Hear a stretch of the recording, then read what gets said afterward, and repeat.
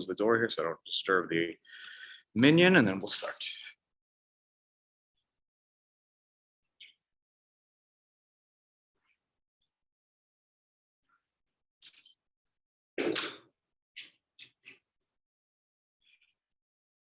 Okay. Good morning, everybody. Minion, and then we'll start. Oh, that's the recording there. Okay. All right. Good morning, one and all. We are going to finish Reish Nun Aleph in short order this morning, and then we'll move on to Reish Nun Beis. Okay. So we were up to the last two comments of the Mishnah Berurah, to Ches and to Tes. The context, just so we understand where we're jumping into. At the very end of the Siman, the Ramah had said, "V'yesh la'adam lema'id k'tzas b'limudo be'erev Shabbos kadei sheyachin tzarchei Shabbos," that a person should decrease just a little bit from what they learn, their Torah learning Seder on erev Shabbos, and in order to prepare tzarchei Shabbos, in order to prepare what's necessary for Shabbos, which is not a tremendous chiddush based on the fact that everybody has a mitzvah to do something to prepare for Shabbos. So obviously you have to decrease from what you do in your normal weekdays, from the other weekdays on Fridays, or you can participate in this mitzvah. So the Mishnah Berurah in Sifkat and Ches writes the following. Ein koven yeshiva be'ezem mekomos be'erev Shabbos. It is for this reason that there are in many places yeshivos that don't have Seder on Fridays. This is a very standard practice. Ad hayom hazev, I would add, that yeshivas don't typically have Seder on Fridays. Why? You, for example, there is no Seder and Shir on Fridays. They have the smicha track. They have some other stuff that you do on Friday mornings, but it's not. They're not yeshiva. It's not like learning. And that's because traditional yeshivas, even all of the Israeli yeshivot that our students are going to, they do not have Seder on Fridays. Now in Israel, the weekend is Friday, Saturday. Okay, we understand why. This is the reason, so that you can prepare for Shabbos. Seder. But by the way, I just want to point out the message though. The message of this is very clear, right?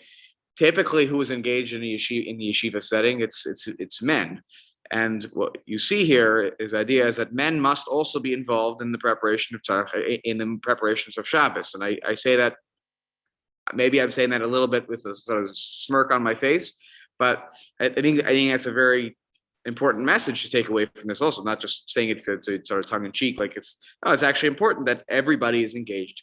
So even those who are studying Torah, which is of course a tremendous mitzvah, have to stop on Friday and make sure they prepare for Shabbos as well. The Sefer Seder Hayom, Kosav, in the Sefer that's entitled Seder Hayom. Not sure who wrote Seder Hayom. I should try to look it up maybe later. It's written there.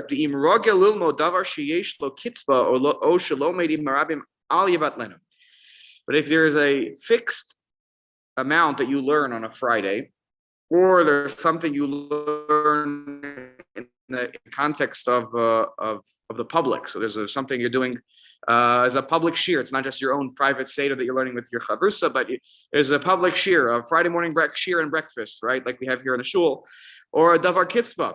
I would think about like a daf yomi kind of shir, right? It's got a very fixed amount, right? You can do one daf. It's not. I'm just going to keep going until I run out of energy. So then that alivat lenim. You shouldn't stop learning. You should not nullify that learning. Don't not engage in that.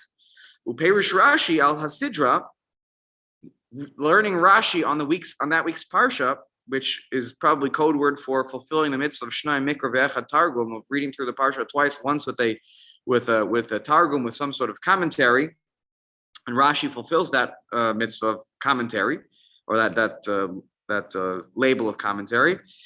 So mikre davar sheyesh lo kitzvah, that is considered something that is a fixed amount. I mean, there is only a certain amount of Rashi on the parsha. At a certain point, you'll finish the Rashi on the parsha. We're not worried that you're going to end up spending all day learning until the night when it's a davar kitzvah, when it's a fixed amount of learning. But of course, this is all the caveat is that if you're going to do this first thing in the morning, and then you're going to run to seasons, and seasons will be out of food because everyone beat you to it, because every week you always learn first. So you could do your learning, but don't do it first thing in the morning. First go to seasons, then do the learning. We did talk about this in the previous siman about the idea of even in the context of maybe delaying our davening in the morning. If you're not gonna have enough food in the market, you should go to the market first thing, and then you should daven. Ideally, you daven first, but if it's so dire that like there's not enough food by the time you're done with davening, then you should rearrange your schedule. Sifkat on tes kadeshi yachin, in order to prepare v'im yeshlo mishares shiyachin bishvilo ein sarich. And here comes an interesting part. If you have a mishares, you have someone who does a helper, right? Someone who's going to do the things that you need for you. Either it's paid, presumably here we're talking about a paid help, right? So, or you have a misharis. It could be unpaid, by the way. A lot of these, gedolim have a misharis, right? This Rav is, younger Rav he's the shamish for this, senior Rav, and Rabbi Soloveitchik used to have a mishamish, right? Where wherever he went, there was always a student who was kind of ensuring his needs were taken care of. So then maybe you don't need to stop learning in that situation because someone else can do your bidding. So, and certainly if you did all your preparations on Thursday, you're totally ready for Shabbos. So, lama lo, why should you not learn on Friday? Of course, you could learn like you would normally. Mihu, however, here's the key point. No matter what, Erev Shabbos, you have to do something. There has to be some action that you take that is part of Kavod Shabbos. That could be related to food. It could be related to cleaning the house, making the beds. I hope for everyone it includes taking a shower and getting ourselves ready in that sense as well. Some way you should find a pathway to preparing for Shabbos. Even if you have many servants in your house, you should do something with your own hands. You need to be active. As we talked about in the previous siman. Now, the Aruch HaShulchan, I forgot to bring it, but I can get it on my phone.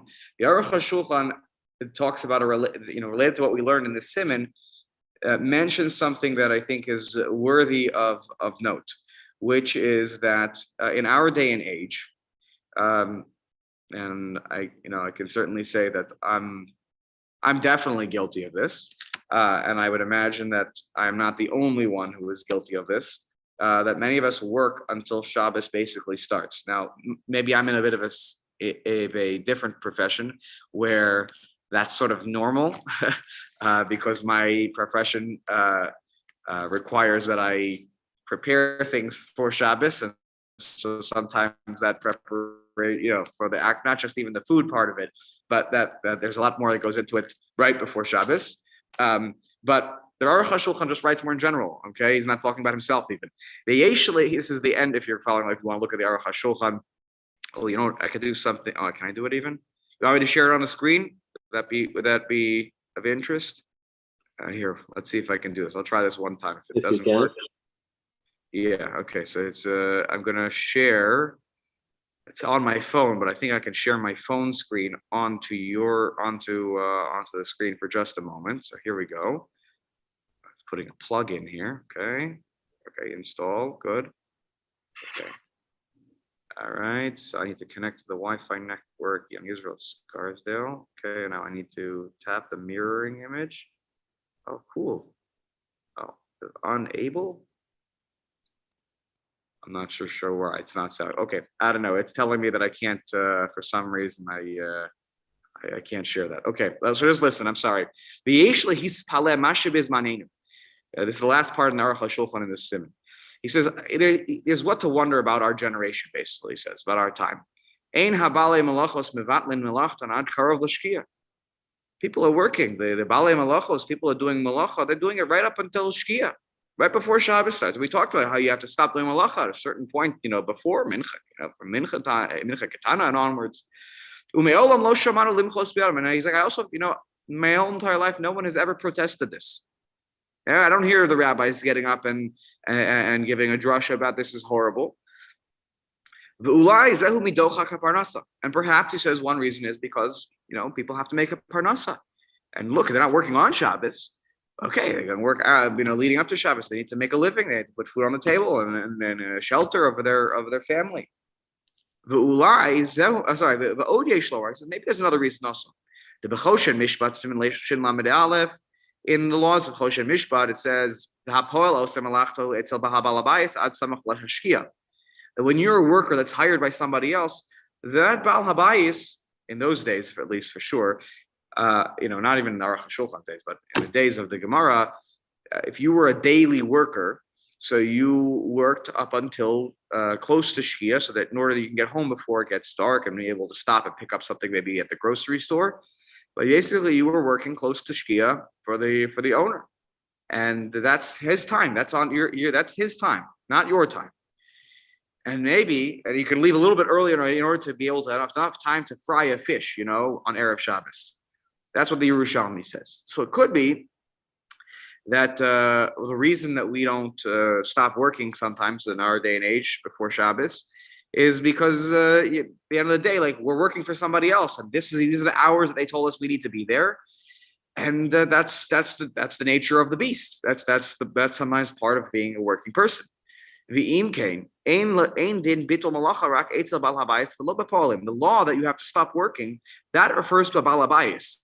If you own a business, then you need to stop doing that business at a certain point before Shabbos, or at least the malacha aspects of it. Right? You want to sit there and count the money for a little longer, okay? But if you're doing any malachos, that you should stop. And but the poalim, people who work, it's not on them, the workers. So today, you have owners, and then you have most people are just workers, working for somebody else. And so maybe that's how we can explain why people work basically right up until Shabbos. So this is an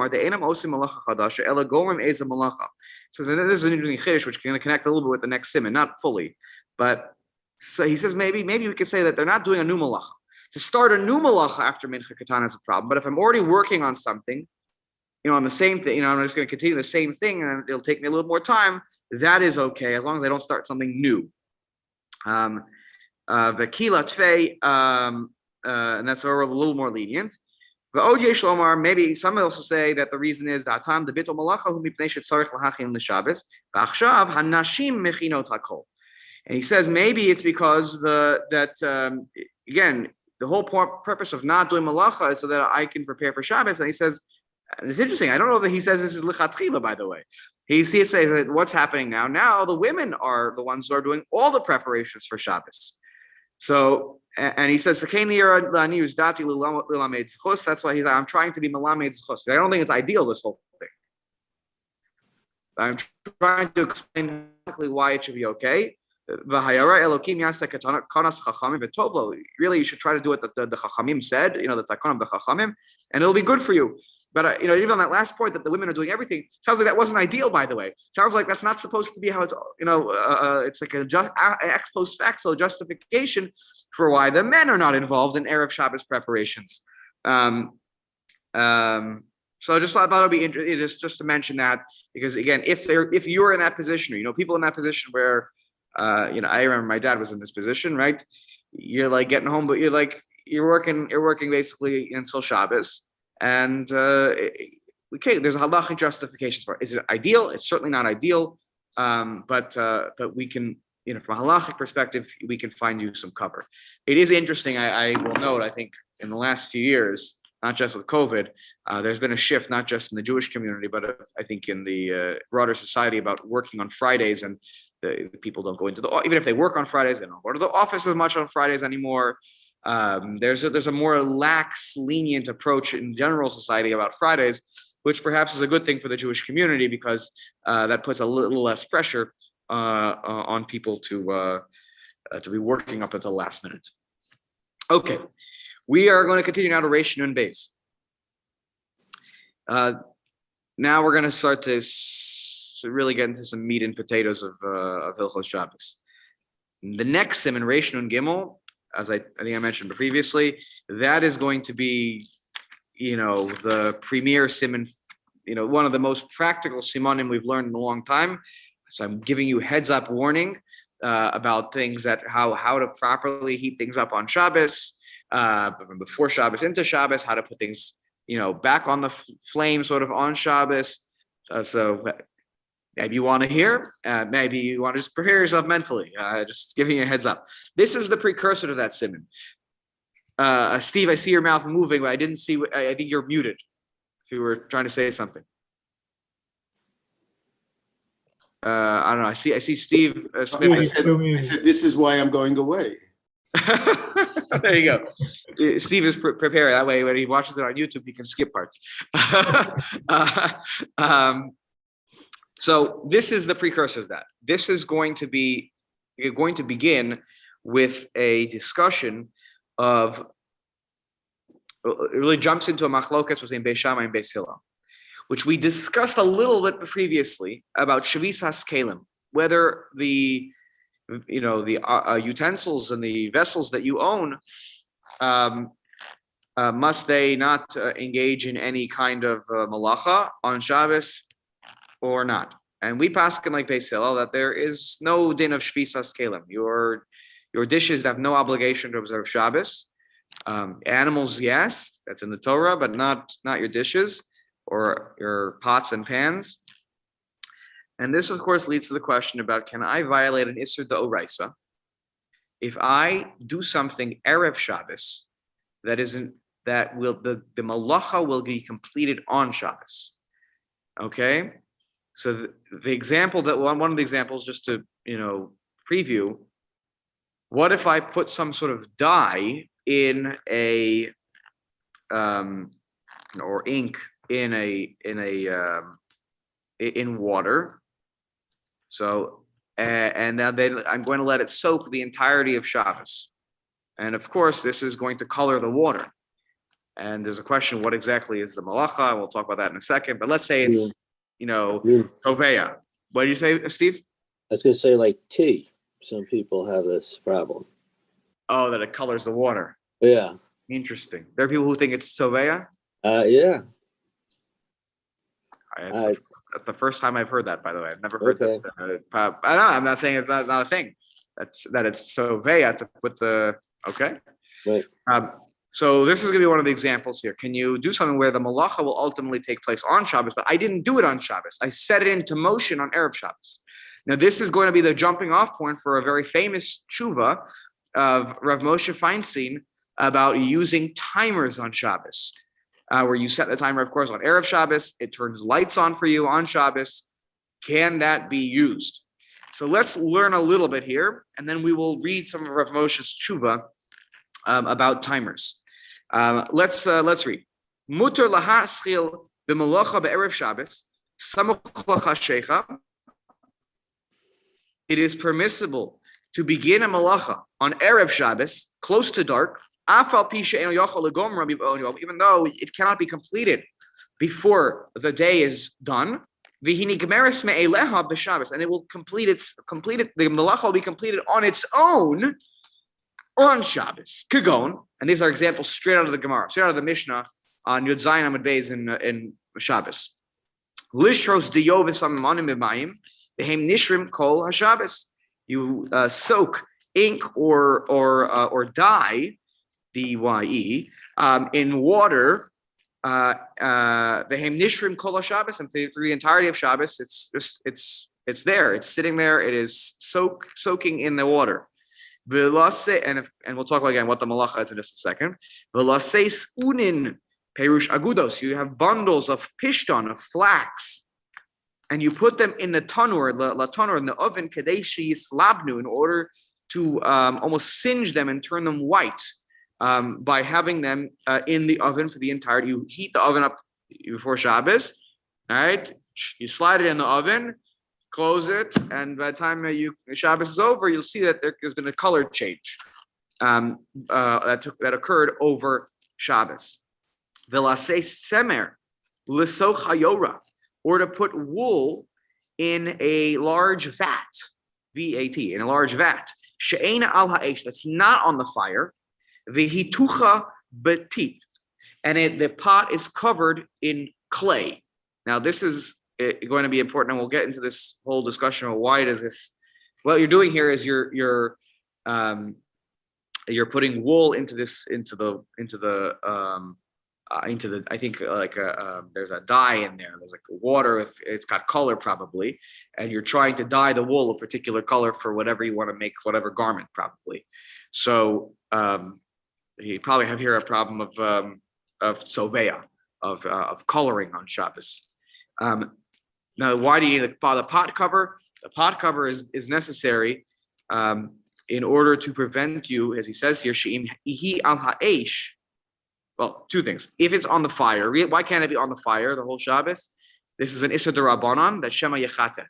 Because you might stoke the coals, Perishi Gale, you'll uncover the coals, V'ya'ir ha'gechale b'machta, and you'll take what's that tool called when you kind of stoke the coals of the fire?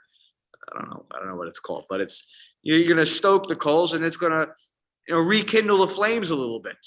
And you'll do this mindlessly. This is going to be a big topic about mindlessly stoking the coals when something is on the fire on Shabbos. It's a big reason for a lot of the Rabbanans related to cooking.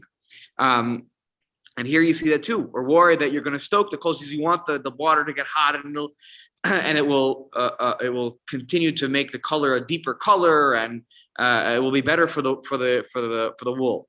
Even if the pot is no longer on the fire, if it's not covered with the clay, right? And the clay means it's like a way of like sealing this thing. So it's not going to be easy to break into it. You can, but you'll Chazal figure that by that time you break the seal, you'll realize, I have to be careful. I shouldn't do something that's a doraisa. Now, what's the doraisa? Shema yagispa b'chaf.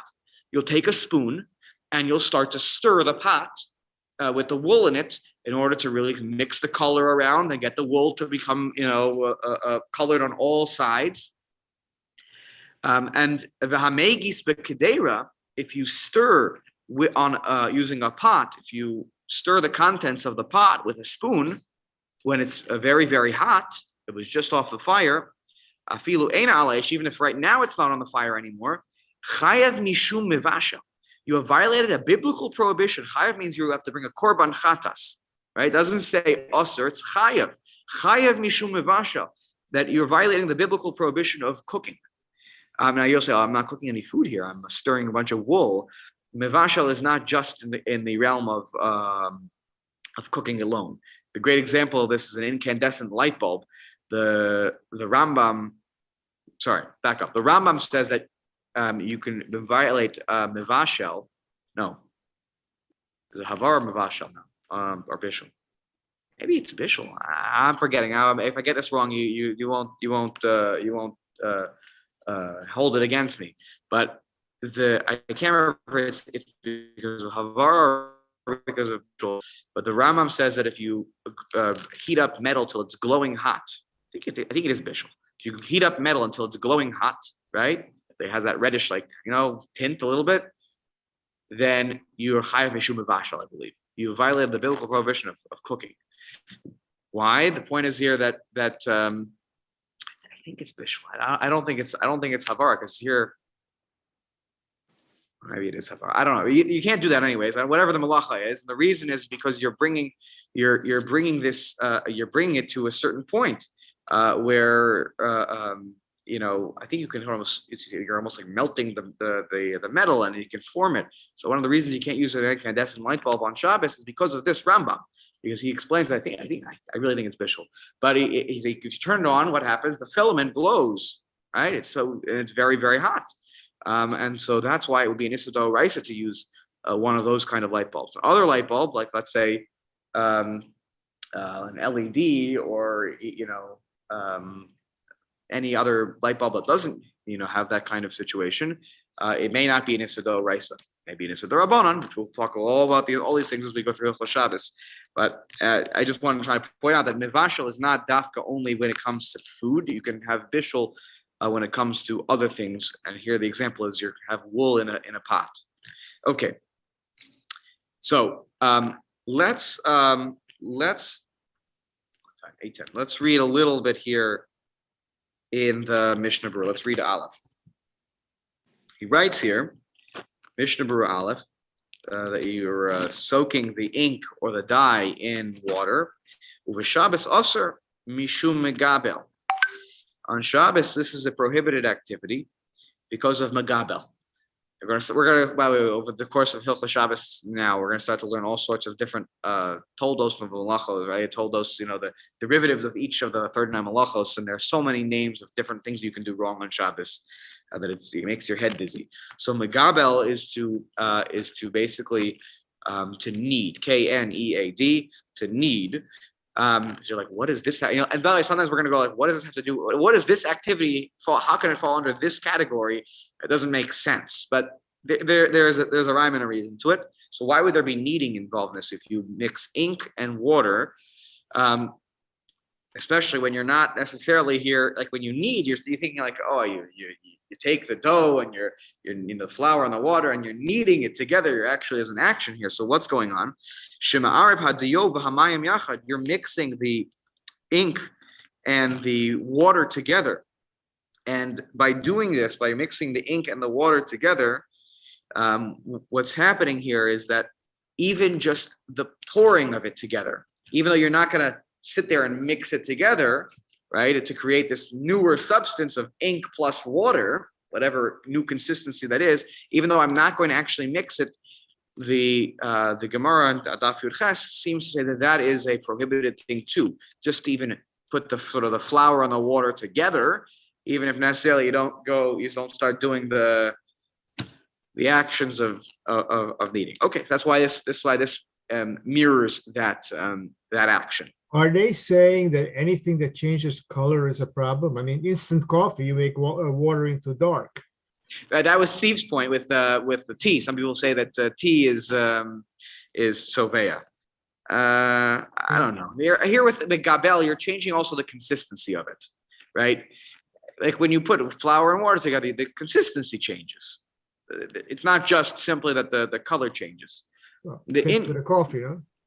What was that? When you put milk in your coffee, though. Yeah, if you put Hindu says if you put milk into the coffee, right, that certainly changes the color of it, right?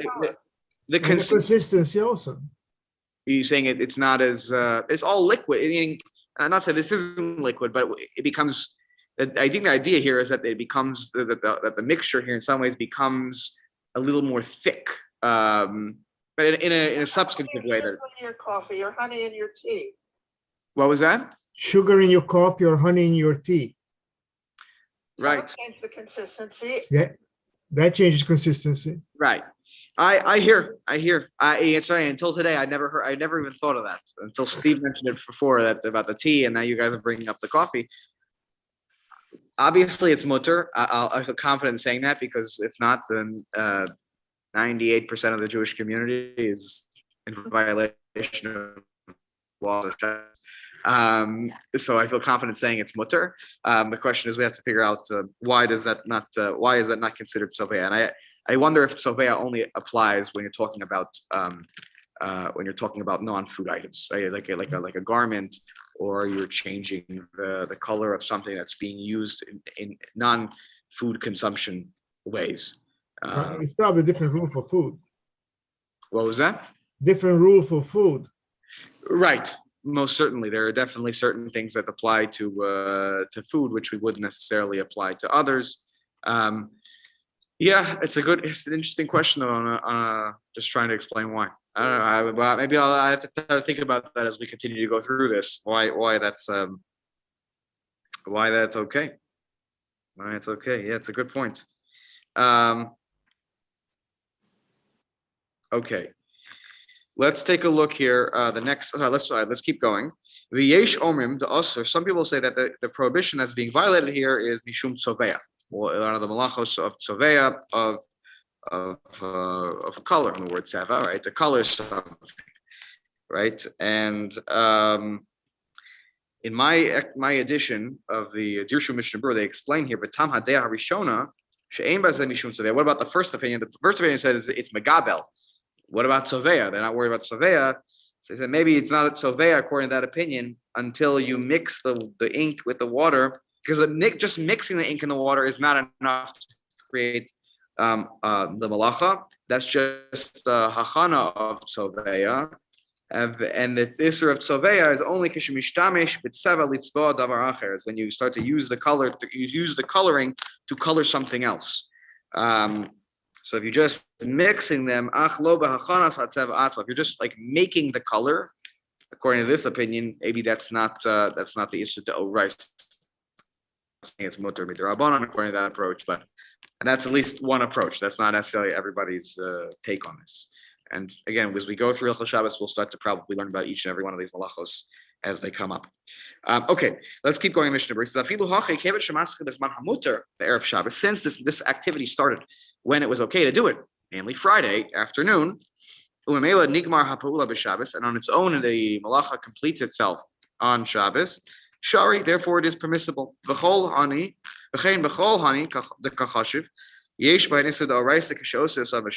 all these examples that we talked about before, if you did them on Shabbos, it would be an issur d'oraisa, a biblical prohibition. The Erev Shabbos, since it started on Erev Shabbos, it is shari permissible. Hillel, Beishamai, these things are prohibited. Okay, so now I want to just take a little detour here on my edition. They quote a chunk of the tshuva from Moshe Feinstein about the issue of using timers on Shabbos. Now that we've learned even just this basic fact that you cannot violate an isser hearing me? I have a message here on my thing that said that my internet is unstable. You're fading a little bit. Okay, one second. Let me the network I'm connected to. I think it's not the strongest one. Sorry, one second.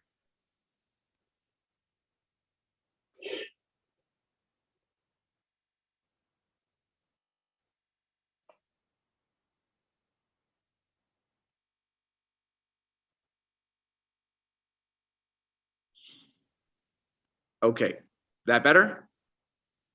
Good. Good. Go for Okay, it. good. All right, good. So my edition says the following: V'lasos kodem Shabbos davar sheyigram shetaschil hayasos malacha b'Shabbos.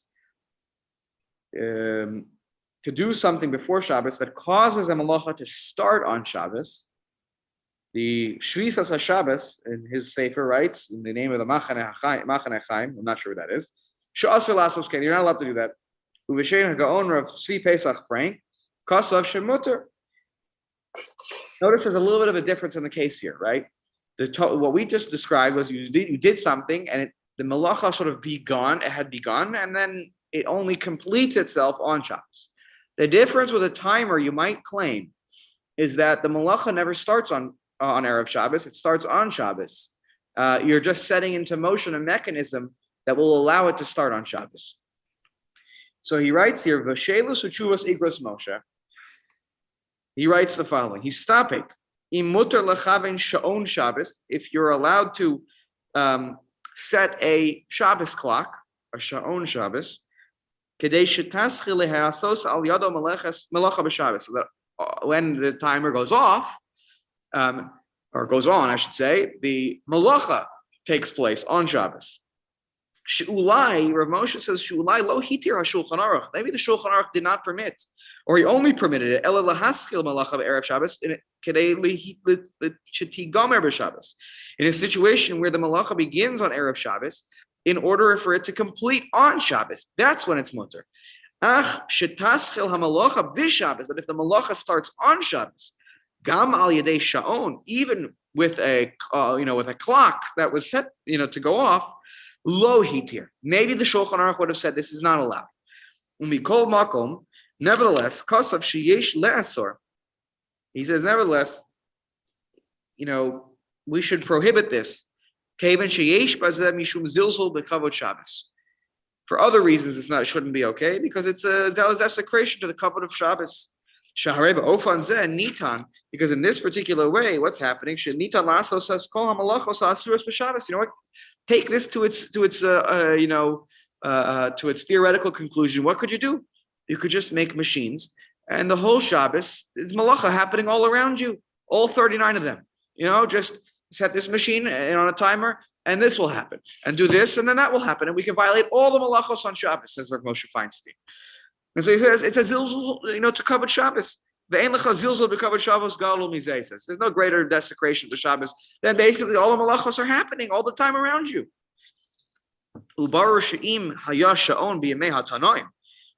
is great, Rav Moshe Feinstein. He says if in the days of the Tanaim in the Mishnah, they had a Shabbos clock, the Amoraim had Shabbos clocks. They would have said it's usher. They would have said it's usher to use a Shabbos clock or a Shabbos timer. Just like they took the time to prohibit Amir al-Nachri, right? When a non-Jew could do it for you on Shabbos, no, I'm not doing it. The non-Jew is doing it on Shabbos. And maybe this whole thing should really be wrapped up with the prohibition of Amir al-Nachri. He goes on to compare Amir al-Nachri to using a Shabbos timer. And that's why another one of the reasons that he thinks this is a problem. What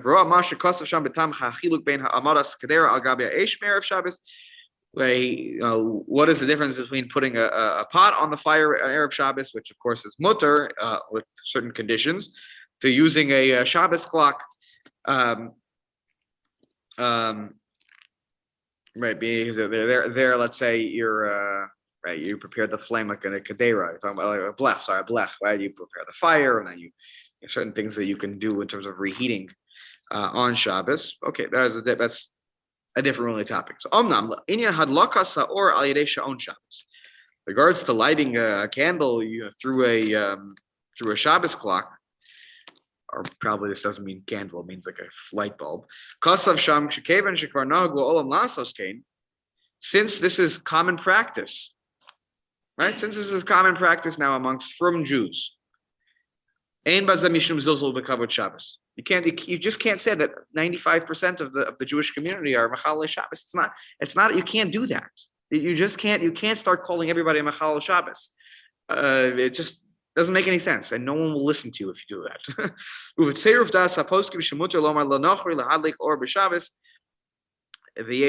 Some say you can sometimes ask a non-Jew to light something on Shabbos in certain circumstances. Don't take that as a blanket hat there. In certain circumstances, a non-Jew can turn something on. And on the other side, the Shabbos Halevi says in his Shabbos and Chuvos Erev Shabbos mutter lechaven sha'on Shabbos. He takes a much more straight path to saying it's mutter because not just because everyone does it, but he says afilu kazeh hamechabe o hamadlik, right? Even if it's going to be mechabe the ner, turn on the ner, it's fine. It's all not a problem at all. And he says, "V'chei masha kasavnu lekaman siman reish nun gimel sif katan tzadi tesla in shimush b'sha'on Shabbos." We're going to talk about next siman. Can you use a Shabbos clock? He says here. We'll talk about can you use a Shabbos clock to turn on lechimum hatavshel b'Shabbos. You don't want to leave your Shabbos warming tray on the entirety of Shabbos, so you set it on a timer to go on Shabbos morning. Whatever. We've heard the tragic stories, right? There was a tragic story in Brooklyn where that family, unfortunately, majority of that family died because of this fire, electrical malfunction of the Shabbos warming tray overnight, right? And they were sleeping, so they weren't able to really get themselves out, unfortunately. So,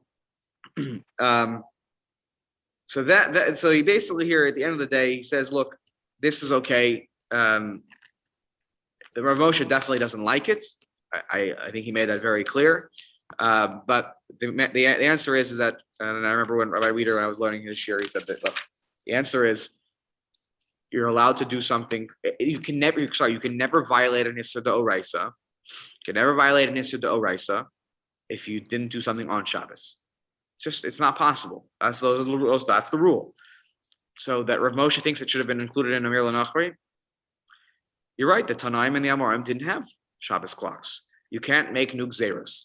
You can't start making new Gzeros. That is. You could say the theory why you think it should. They would have said it was prohibited, but you can't say that they would have prohibited it for sure. And you can't start making new Isurim D'Rabbanan without really having the formal process of a sort of a Beis Din Hagadol. Okay, so Shabbos clocks, you're good, no worries, and we'll talk about the heat, the warming up the food when we have an opportunity. Reb Moshe was asked why he's a good posek, what makes a good posek, and part of his answer was, you're lenient when you could be lenient. Otherwise, they wouldn't ask you another question. And this is a good example of that. Right. Yeah, and you can clearly see his discomfort with this practice. But he acknowledges, I think, that there are people who are doing this, but he doesn't see he doesn't see why it should have been allowed.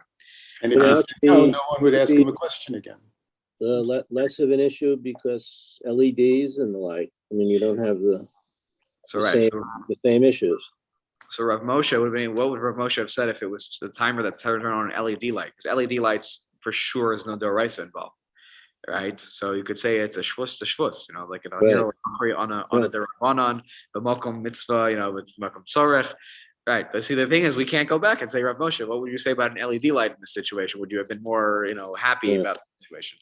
Amira L'Nochri compared it to machines. Somehow there's a problem there, isn't there? I mean, a Nochri is still obligated, you can't make him violate something. Machine has. Right. So I think Rav Moshe is basically saying you're not allowed to tell a non-Jew on Erev Shabbos, on Friday. You're not allowed to tell a non-Jew, come here on Shabbos and do the following. You're not allowed to do that. Right. And so he's saying that telling a machine to do that is the same thing, right? You're setting into motion that either a human being or a machine will do this for me. So I think that was the comparison I think he sees here, is that Chazal did say you can't do that, right? When it came to telling a person, right? So he's like, they would have said the same thing about a machine. There were no machines in those days, right? But you can't make new rules. No new rules. That's you can't just do that. Okay, 8:27. Let's just read Sivkot and Beis and then we'll stop. Sivkot and Beis in the Mishnah where he says, "Shall pisht on the tanur." You're not supposed to put flax into the oven to whiten the flax. Afilu ein tuach kisuyo betit, even if that is uncovered, right? Let's say you don't cover the oven. Those days they also would have built on the oven. They would have built a cover or a wall for the oven with clay. We will run into this example in the coming simanim.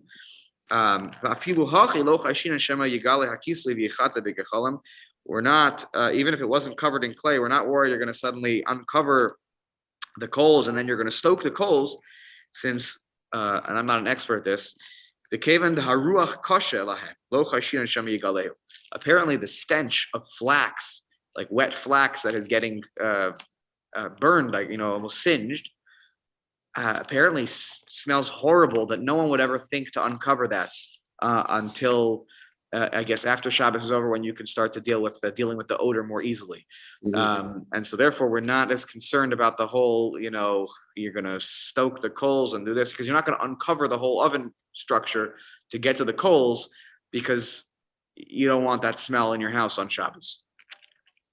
Okay, I'm not an expert on what flax smells like. I'll take his word for it. Okay, all right. We'll let's just do Gimel also. It's very short. Gimel semer letoch hayora, putting wool into the vat. V'hi koletes hatzeva, and what's going to happen? The wool will become colored in whatever the color that's in the pot of the boiling, color water, and therefore that's of course a problem of soveya, of coloring the wool in this particular case. Okay, all right. We'll stop here. We're going to deal with next time the prohibition of stirring the pot.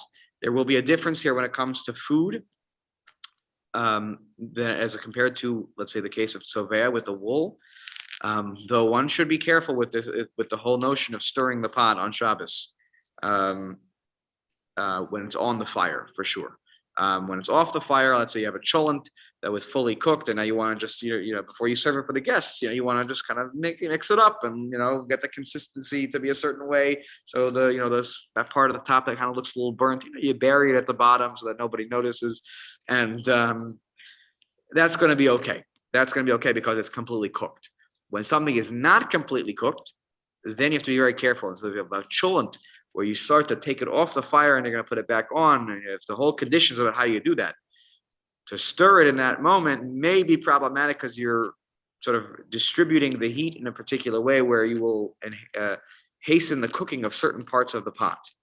We'll talk about that though next week, if you dare come back.